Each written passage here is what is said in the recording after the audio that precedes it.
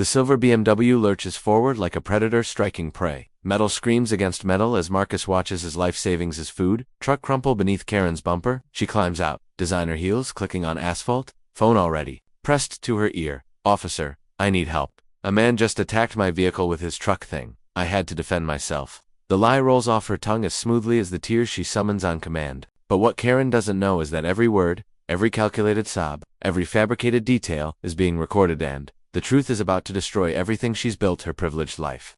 The morning sun cast long shadows across Riverside. Marcus Rodriguez adjusted the awning on a boyless kitchen, his pristine food truck that represented 3 years of 70-hour weeks, and every dollar he'd saved from his construction job. The lunch rush was still 2 hours away, but he'd learned that success meant preparation, and preparation meant arriving early to ensure everything was perfect. Another beautiful day to serve the community, he murmured to himself, wiping down the already spotless serving window. The familiar ritual calmed his nerves. Today marked exactly 1 year since he'd quit construction to pursue his dream full-time. The park was peaceful, with only a few joggers and dog walkers enjoying the crisp October air. Marcus had chosen this spot carefully, close enough to the business district to catch the lunch crowd, but tucked away in a location where his truck wouldn't bother anyone. He'd even planted flowers around the base of the nearby oak tree, creating a welcoming atmosphere that had earned him regular customers and glowing reviews. Excuse me? The sharp voice cut through the morning tranquility like a blade. Marcus looked up to see a woman in her early 40s marching toward him, her platinum blonde hair pulled back in a severe bun,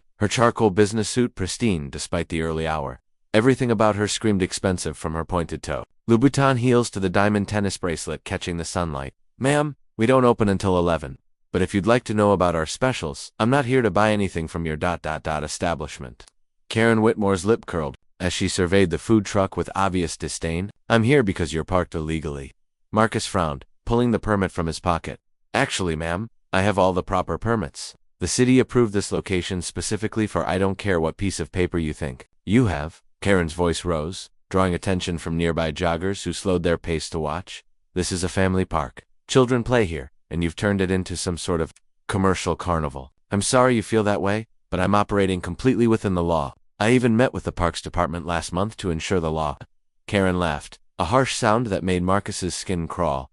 Let me explain something to you. I am Karen Whitmore. My husband is James Whitmore of Whitmore, Patterson & Associates. We donate more money to this city in a single year than you'll probably make in your entire lifetime. When I say you're parked illegally, you're parked illegally. Marcus felt his jaw tighten. He'd encountered people like Karen before, people who believed their bank account granted them authority over everyone else. But he'd worked too hard and sacrificed too much to be intimidated by entitled threats. With all due respect, Mrs. Whitmore, your donations don't override city permits.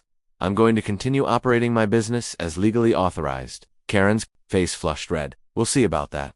She whipped out her phone, her perfectly manicured nails tapping aggressively against the screen. Hello, this is Karen Whitmore. I need someone from the city to remove an illegal food truck from Riverside Park, immediately. Yes, I'll hold. While Karen argued with whoever was unfortunate enough to answer her call, Marcus noticed a small crowd beginning to gather. Mrs. Chen, an elderly woman who bought his tamales every Tuesday, had stopped her morning walk to watch. 2 construction workers heading to a nearby job site paused at the edge of the park. Even the joggers had formed a loose semicircle, their morning routines forgotten in favor of the unfolding drama. No, you listen to me. Karen barked into her phone. I don't care what your computer says about permits. I'm telling you, there's an illegal vendor here, and if you don't send someone immediately, my husband will be calling the mayor's office before lunch. Marcus tried to focus on his prep work, chopping onions with perhaps more force than necessary.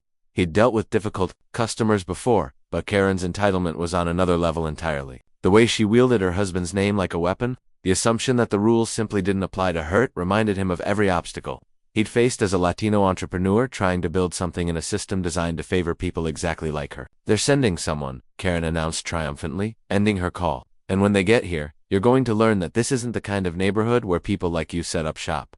People like me. Marcus set down his knife, his patience finally reaching its limit. What exactly do you mean by that? You know exactly what I mean.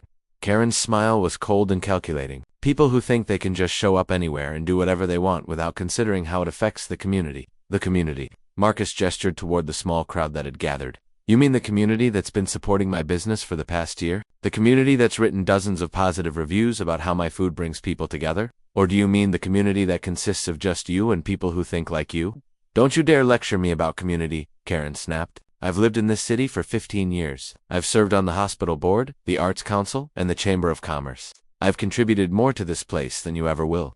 Contributing money isn't the same as contributing to the community, Marcus replied calmly. I employ 3 people. I source my ingredients from local farms. I provide affordable, healthy meals to families who can't afford restaurant prices. And I do it all without looking down on anyone or thinking I'm better than them because of my ZIP code. The crowd murmured appreciatively, and Marcus noticed several people nodding in agreement. Mrs. Chen stepped forward. This young man makes the best food in the city, she said in her heavily accented English. He helped my grandson with his homework when he came here after school. He gives free meals to the homeless. You should be ashamed. I don't need a lecture from Karen caught herself, but the damage was done. Her face revealed exactly what she'd been about to say, and the crowd's mood shifted noticeably. From what? Mrs. Chen asked quietly. From someone like me. Karen's phone rang, saving her from having to answer yes. What do you mean you can't find any violations? I'm looking right at ... Fine. I'll handle this myself. She ended the call with enough force that Marcus was surprised the phone didn't shatter. The city had obviously confirmed what he already knew: his permits were valid. His location was legal, and Karen had no grounds for her complaints. This isn't over, she hissed, pointing a perfectly manicured finger at Marcus. You think you can humiliate me in front of these people? You think you can make me look like a fool? Ma'am, I think you're doing that all by yourself. The words were out before Marcus could stop them. The crowd laughed at maliciously, but with the kind of appreciation reserved for someone finally standing up to a bully. Karen's face went from red to purple. You just made the biggest mistake of your pathetic little life, she whispered, her voice carrying despite its low volume. I'm going to destroy you. I'm going to make sure you never serve another meal in this city. I'm going to Karen. Everyone turned. A tall man in an expensive suit was walking across the park, his expression unreadable. Marcus recognized him from newspaper photos. James Whitmore, one of the city's most prominent lawyers, and Karen's husband, James. Karen's demeanor changed instantly, the fury replaced by the kind of performance Marcus had seen from actresses. Accepting awards, thank goodness you're here. This man has been harassing me, threatening me. I heard you from the parking lot, James said quietly. His voice carried the kind of authority that came from years in courtrooms. But there was something else there, too: embarrassment. Maybe shame. Get in the car. But James, get in the car. Karen, now. The crowd watched in fascination as Karen's mask slipped completely. For just a moment, her face showed genuine shock that someone, Evan, her husband, had told her no. Then the performance resumed. I'm the victim here, she announced to anyone who would listen. This man threatened me, and now my own husband is taking his side. This is exactly what's wrong with this. City criminals are protected while law citizens are persecuted. Mrs. Whitmore, Marcus said carefully, I never threatened you. Everyone here can confirm that. Everyone here can confirm that you're a liar, Karen shot back. But don't worry, I have security cameras in my car. The truth will come out. James Whitmore's face went pale. Karen, what security cameras? The dash cam? Obviously. The one that's been recording this entire confrontation. The one that will show exactly how this man threatened and intimidated me. Marcus felt his stomach drop. He knew he hadn't threatened anyone, but he also knew how easily edited footage could be.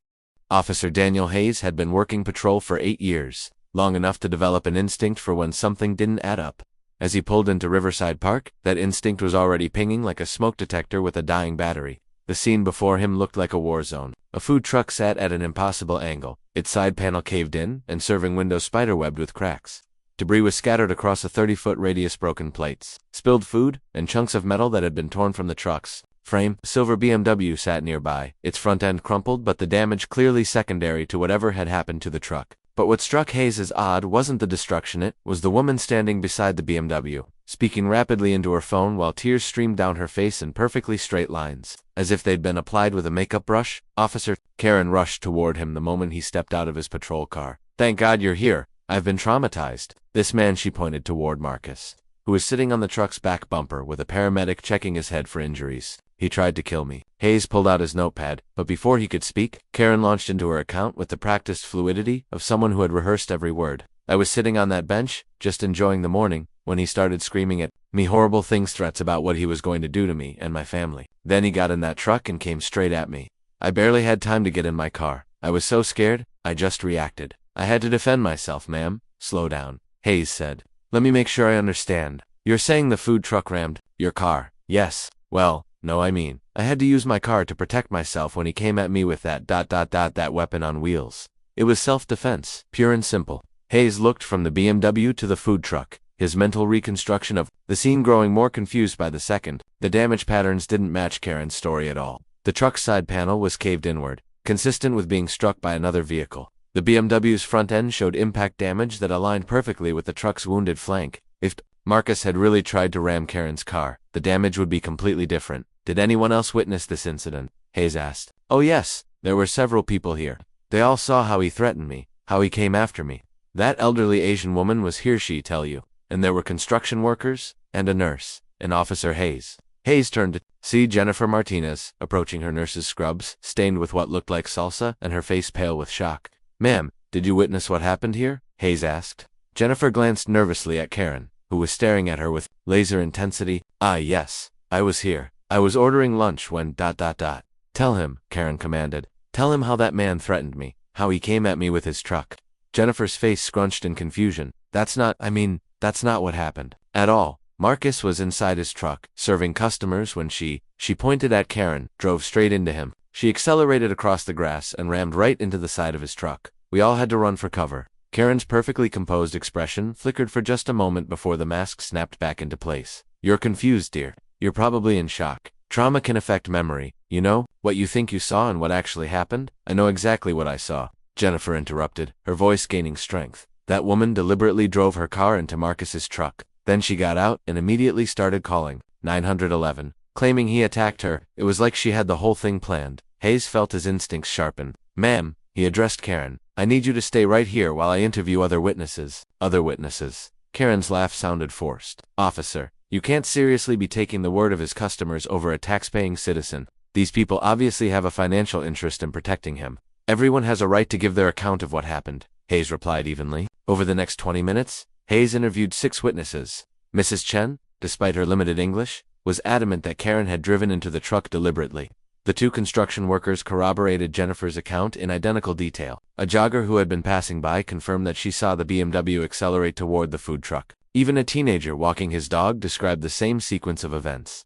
Every single witness told the same story, except Karen. Officer Marcus spoke for the first time since Hayes had arrived. The paramedic had cleared him with only minor scrapes and bruises, but his voice carried the weight of someone whose world had just collapsed. I need you to know that Mrs. Whitmore and I had a disagreement earlier this morning. She wanted me to move my truck, claimed I was operating illegally. When she couldn't get the city to shut me down, she said she was going to destroy me. He's lying.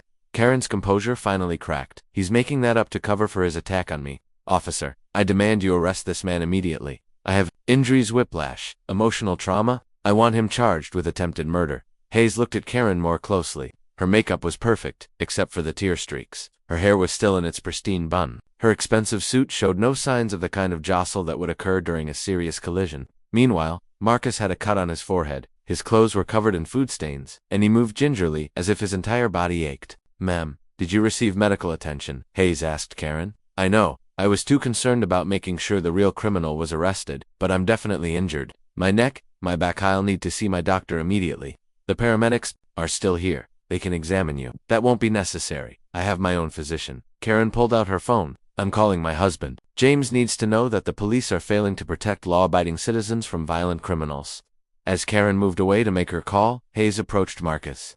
Son, I need you to walk me through exactly what happened, from the beginning. Marcus recounted the morning's events in careful detail: Karen's initial confrontation, her husband's intervention, her return to surveil the truck, and finally, the collision itself. His account matched perfectly with what the witnesses had described. Do you have any idea why she would do something like this? Hayes asked. Honestly, I think she couldn't stand being told no. I think she expected me to pack up and leave the moment she demanded it, and when that didn't happen, when I stood up to her in front of all those people, Marcus gestured at his destroyed truck. I think she decided to make sure I couldn't stay, one way or another. Hayes was about to respond when his radio crackled. Unit 47, we have additional information on your incident at Riverside Park. Hayes keyed his radio. Go ahead, dispatch. We've received multiple 911 calls about the incident. All callers are reporting that a silver BMW deliberately rammed a food truck. None of the callers corroborate the driver's claim of self. Karen, who had been arguing loudly with someone on her phone, suddenly went quiet. She ended her call and walked back toward Hayes, her face pale but her chin raised defiantly. Officer, I want to file a complaint against you for harassment, she announced. You're clearly biased against me, probably because of my husband's position in this community. This is exactly the kind of discrimination that successful people face from public employees who resent. Ma'am, you need to stop talking. Hayes interrupted. Right now, you need to listen very carefully. Based on witness statements and physical evidence, I have probable cause to believe that you deliberately drove your vehicle into Mr. Rodriguez's food truck. You're under arrest for assault with a dangerous weapon and filing a false police report." The transformation was instant and terrifying. The tears vanished, replaced by a rage so pure it seemed to radiate heat. Karen's voice dropped to a whisper that somehow carried more menace than if she had screamed. "You have no idea what you're doing. My husband is James Whitmore. He plays golf with the mayor. The police commissioner comes to our Christmas parties. I donate more money to the Fraternal Order of Police than you make in a year." She stepped closer, her eyes boring into Hayes. "If you put handcuffs on me, if you humiliate me in front of these people, I will make sure you spend the rest of your pathetic career writing parking tickets in the worst neighborhood this city has to offer." Hayes had encountered his share of entitled individuals over the years, but Karen's threats were delivered with such casual certainty that he almost believed she could follow through on them. "Almost, ma'am, turn around and put your hands behind your back. You're making the biggest mistake of your career," Karen said, as Hayes placed the handcuffs on her wrists.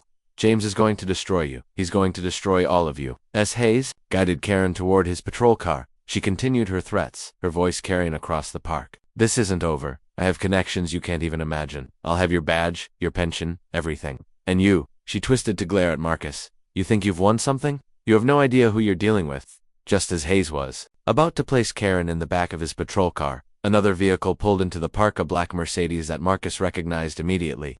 James Whitmore climbed out, his face grave, and walked.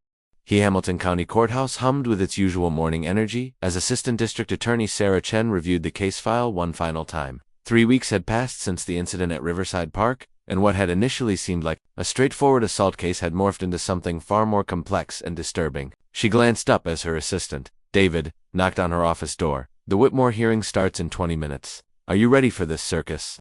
Sarah sighed, closing the thick folder that had consumed her evenings for the past 2 weeks. "As ready as anyone can be when half the city's power brokers are calling for your head." The pressure had been relentless. Phone calls from city councilmen, emails from prominent businessmen, even a thinly veiled threat from someone claiming to represent concerned citizens who felt the charges against Karen were excessive. Sarah had ignored them all, but she wasn't naive about the forces arrayed against her. "Any word from the defense about a plea?" David asked. Marcus Rodriguez turned down their offer. Karen's team wanted him to accept restitution in exchange for requesting reduced charges. He refused? Smart man. What was the offer? Full replacement of his truck, 6 months of lost income, and an apology. But no admission of guilt, and the felony assault charge would be reduced to misdemeanor reckless driving. David whistled. "Low. That's probably a $200,000 package. Why did he turn it down?"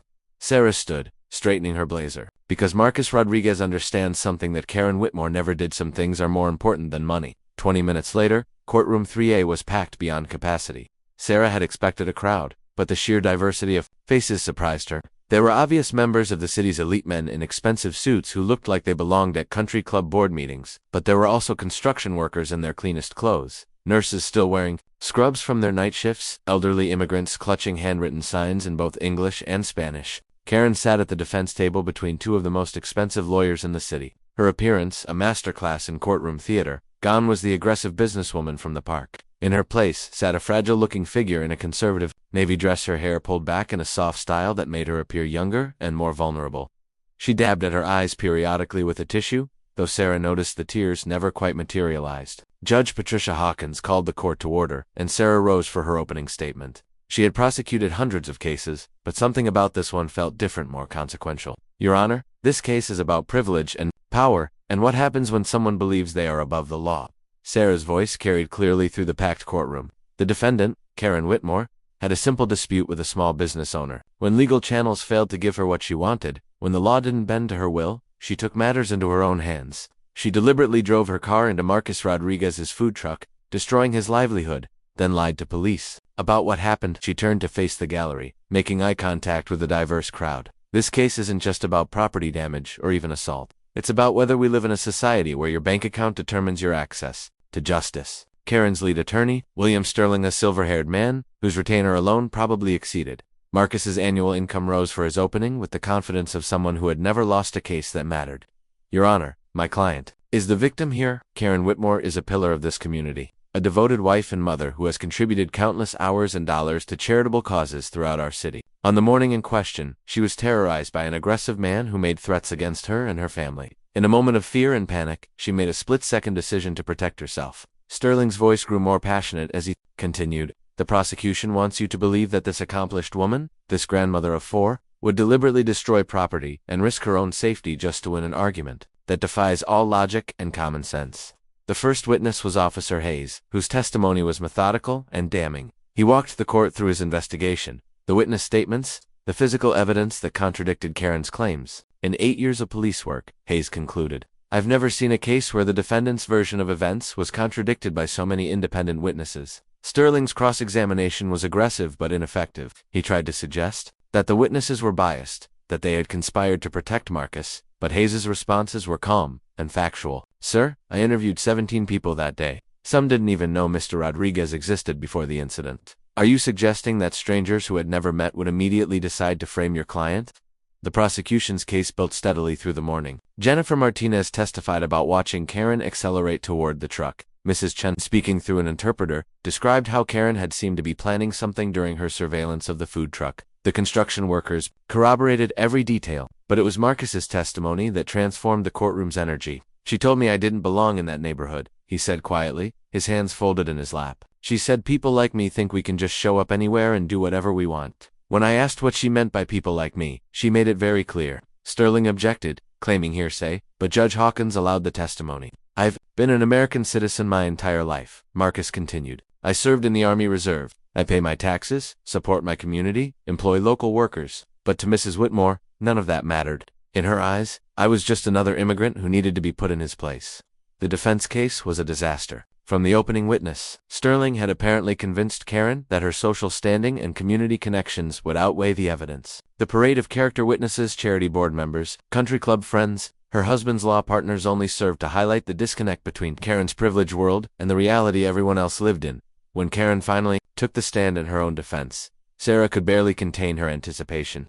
Sterling had clearly coached her extensively, but coaching could only do so much when the fundamental story made no sense. Mrs. Whitmore, Sterling began gently. Can you describe your state of mind on the morning of October 15th? I was terrified, Karen replied, her voice barely above a whisper. That man was so aggressive, so threatening. When he got in his truck and started driving toward me, I thought he was going to kill me. What exactly did he threaten to do? He said he was going to destroy me, that he would make sure I never felt safe in my own neighborhood again. The way he looked at me, double quotes. Karen shuddered dramatically. I've never been so frightened in my life. Sarah's cross-examination was surgical. Mrs. Whitmore, you testified that Mr. Rodriguez threatened to destroy you, but according to witnesses, you were the one who made that threat against him, weren't you? That's not ... I don't recall saying that. You don't recall? Sarah pulled out a transcript. Mrs. Jennifer Martinez testified that you said, and I quote, I'm going to destroy him. I'm going to make sure he never serves another meal in this city. Do you dispute her testimony? Karen's composure began to crack. She's mistaken. She heard wrong. Mrs. Martinez is mistaken. Mrs. Chen is mistaken. The construction workers are mistaken. Officer Hayes is mistaken. Are you saying that everyone who testified against you was mistaken or lying? I'm saying people hear what they want to hear. Mrs. Whitmore, you called 911 immediately after the collision and claimed that Mr. Rodriguez had attacked you with his truck, but the physical evidence shows that your car hit his truck, not the other way around. How do you explain that? Karen's lawyer objected, but the damage was done. Karen's face had gone red, and Sarah could see her struggling to maintain the victim persona she'd constructed. The evidence speaks for itself. Karen finally snapped. If people choose to ignore it because they want to protect him, that's not my fault. What evidence? Mrs. Whitmore, the 17 911 calls that contradicted your story, the witness statements that all described you as the aggressor, the damage patterns that prove your car hit his truck. I know what happened. Karen's voice rose, her careful facade finally cracking completely. I know what that man said to me, how he threatened me. Just because a bunch of his customers want to lie for him doesn't change the truth. The courtroom erupted. Judge Hawkins gavelled for order, but Karen wasn't finished. You people don't understand what it's like, she continued, standing up despite her lawyer's attempts to pull her back down. You don't understand what it's like to work your whole life to build something, to contribute to your community, only to have it threatened by people who think they're entitled to take whatever they want. Mrs. Whitmore, please sit down. Judge Hawkins commanded. No, I won't sit down while that man is portrayed as some kind of victim. I am the victim here. I'm the one whose life has been destroyed. I'm the one whose family has been humiliated. And for what? For trying to protect my neighborhood from people who don't belong there. The silence that followed was defeat. 6 months later, Marcus Rodriguez stood in the kitchen of his new restaurant, a boyless table, watching the dinner rush through the pass-through window. The space was 3 times larger than his food truck had been, with exposed brick walls lined with photographs from the community members who had supported him through the darkest period of his life. The transformation had been extraordinary. Within hours of Karen's courtroom meltdown going viral, someone had live-streamed. Her racist outburst to Facebook donations had poured in from across the country. A GoFundMe campaign raised over $400,000. Local businesses offered partnerships. The mayor, eager to distance himself from the scandal, had fast-tracked every permit Marcus needed. But success hadn't erased the memory of that October morning, and Marcus found himself thinking about it as he plated the evening's special slow-braised carnitas with poblano rice. The same dish he'd been preparing when Karen's BMW had destroyed his world. "Chef, there's someone here to see you," called Sophia, his newest server. She looked nervous, which was unusual for the confident college student, who could handle the most demanding customers without breaking a sweat. Marcus wiped his hands and walked to the front of the restaurant, expecting to find another food blogger or reporter wanting to discuss his inspiring comeback story. Instead, he found James Whitmore sitting alone at a corner table, looking like he'd aged a decade in the past 6 months. The lawyer was almost unrecognizable from the polished professional who had tried to manage his wife's crisis. His expensive suit hung loose on a frame that had clearly lost significant weight. His usually perfect hair was disheveled, and there were dark circles under his eyes that spoke of too many sleepless nights. "Mr. Rodriguez." James stood as Marcus approached, his voice hoarse. "I know I have no right to be here, but I was hoping we could talk." Marcus hesitated. He'd followed the aftermath of the trial through news reports and social media. Karen had been sentenced to 2 years in prison and 5 years of probation. James's law firm had hemorrhaged clients as the video of Karen's outburst circulated endlessly online, dissected by commentators, and used as a teaching example of white privilege and casual racism.